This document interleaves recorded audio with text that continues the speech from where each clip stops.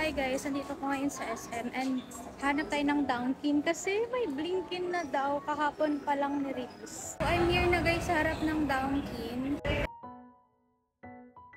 So yun guys, nakapila na tayo dito. Nagvi-video pala ako pero na-mute ko yung sound. So anyway, I got the goods. Hindi ako nagkakape pero sige, for the Blinkins go. I ordered the combo 2 and sabi ko kay ate yung pink na lang na donut kunin niya. Guys, nahihiya talaga ako dito mag-video kasi sobrang daming tao dun sa Dunkin Donut and marami rin bumibili nitong Blinkins. Anyway guys, unbox na natin tong strawberry candy sprinkle na Blinkins. Bakit nga ba ito yung pinili ko? Wala lang, kasi color pink, diba? And ito na nga guys yung Blinkin natin. By the way, dito pala ako sa SM Sukat nakabili ng Blinkins. And bahala kayo kung saan kayo bibili pero ito yung pagpipilian nyo. Para siyang yung sa Labubu guys. Ayan.